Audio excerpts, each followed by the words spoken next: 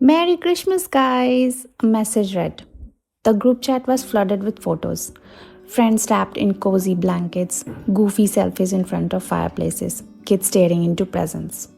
The snow tapped against the window like it was trying to remind Dan of the world outside. He ignored it. His apartment sat in silence. No lights, no tree, not even the faintest hit of Christmas spirit. Just the dim glow from the TV he wasn't really watching, and the fridge humming from across the room. Dan tossed the phone aside. A week ago, they'd promised a Christmas Eve hangout. Just us, like the good old days, his friends said. He could still hear the enthusiasm in their voices. Then the cancellations trickled in. Hey man, sorry, my parents are doing a thing. Got invited to my girlfriend's place. Next time? Rain check, bro. Rain check. Dan hated that phrase. He leaned back into the couch, the weight of loneliness pressing down like the blanket he hadn't bothered pulling over himself. The silence felt heavier during the holidays, like the whole world was singing carols he wasn't invited to. His stomach growled. Dan sighed, peeling himself off the couch and heading for the kitchen. He tucked the fridge door open. Light spilled out, half a jar of ketchup, expired yogurt, a loaf of bread that was more brick than food. Dan laughed bitterly. Festive. Throwing on his coat, he stepped out into the biting cold. Christmas lights flickered from every window he passed. Happy voices drifted from warmly lit houses. It made him sad. Near the entrance, something caught his eye. An old man huddled against the wall, his thin blanket barely holding back the cold. A small, empty cup in front of him, untouched by passerby generosity. Dan froze, staring. The man's eyes were cast down, shoulders slumped in that way that looked familiar. Dan stepped inside the store.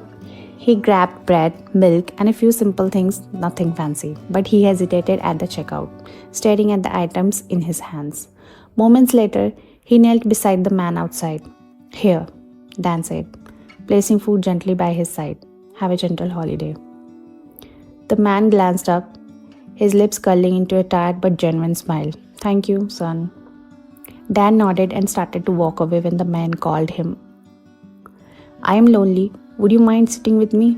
Just for a bit, the man said. Dan paused. He could return to his cold apartment and the empty couch waiting for him. Or he sat down on the icy curb beside the old man.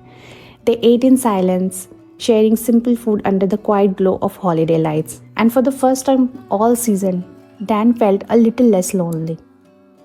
You know what I hate about the holidays? Asked the old man. Dan took the bite and watched him curiously. People assuming that everyone has a happy holiday. Some of us don't have happy holidays. In fact, passing holidays is the biggest chore. Dan thought for a moment. Deep inside, he was able to relate to his words. I guess you are right, Dan muttered under his breath. Would you mind spending your holidays with me? The wise old man questioned, Dan out of nowhere. Should I? Dan hesitated.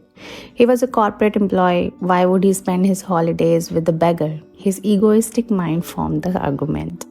But Dan smiled at the wise old man and asked, How do you suggest we do that? The old wise man smirked. Come with me? Dan was indecisive, but he still got up and followed him. Where are we going? You will see, the old man said. By the way, I am Tim. Dan here. They both introduced themselves. What do you do, Dan? I'm a software developer in a SaaS company, Dan answered, surprised at himself as why was he answering a total stranger. After a while, the old man stood up. Come with me, he said, dusting the snow off his knees. Dan hesitated but followed. They walked quietly down the street, past rows of townhouses and darkened shops until they stopped at a small garage tucked between buildings. The old man pulled out a key, pressed a button, and with a soft mechanical hum, the garage door lifted. Dan blinked. Behind the door sat sleek, high-end cars. A Lamborghini, a Bentley, and a brand new Range Rover gleamed under the fluorescent lights. Dan froze. Are these yours? The old man smiled. I suppose they are. Dan took a step back, eyeing him suspiciously. Wait, are you some kind of thief? The The man laughed, shaking his head. No, no, I'm not who you thought I was. Dan frowned. Then who are you? To the world, I'm a businessman, but if you ask me, the man glanced at the cars, his expression softening. I'm a beggar, a poor man who has nothing. Dan stared at him, the words settling awkwardly in his mind. Nothing? You have got more wealth here than most people see in a lifetime. The man smiled, but it didn't reach his eyes. Wealth means nothing when you are alone. I have no family left, no one to share the holidays with. That makes me poorer than any beggar on the street. Dan fell silent, his gaze dropping to the floor. The old man's words echoed in his head. Come on, the man said, opening the door of the Range Rover. Let's go for a drive. Dan slid into the passenger seat. They drove for 2 hours through winding roads. Eventually, they arrived at a sprawling bungalow. Go get freshened up, the man said. The staff will give you something to wear. We have somewhere to be. Dan stepped inside, still reeling from the sheer size of the place. The bungalow was nothing short of a mansion filled with luxury at every turn. They drove again, this time into the countryside until they reached a field filled with wildflowers. Up a small hill sat a family burial plot, each headstone carefully decorated with wreaths and candles. Why are we here? Dan asked. The old man smiled softly. These are my family members. I like to spend the holidays with them. It may not be the same, but it feels right. Dan nodded, understanding in a way he hadn't before. They spent the next few days there, tending to the graves, decorating and sharing quiet conversations. For the first time, Dan didn't dread the holidays, and neither did the old man. As the days passed, Dan found himself sinking into the quiet comfort of Tim's company. On the eve of the New Year, they sat by the fireplace in the cabin, sharing drinks under the dim light. Funny, isn't it? Tim said, swirling his glass. The holidays are supposed to bring joy, but for some they are just a reminder of what's missing. Dan nodded. I didn't think I would end up spending Christmas with a stranger, but it wasn't so bad. Tim smiled.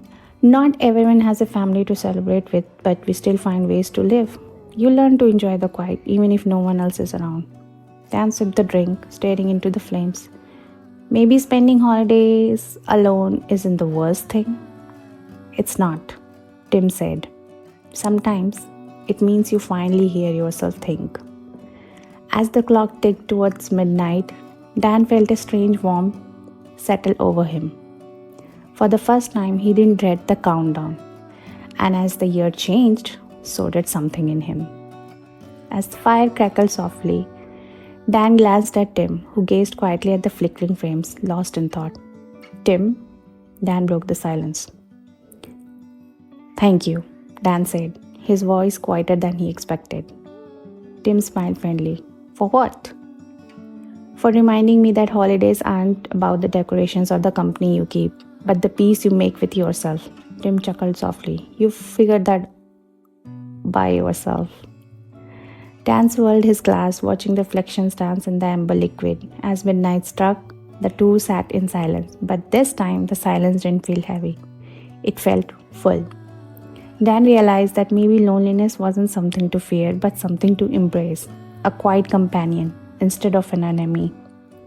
When the new year arrived, Dan didn't feel alone, and he knew even after Tim was gone, that feeling would stay. If this story touched you, remember, sometimes the smallest acts of kindness create the biggest change. Let's make the holidays warmer for someone who might need it.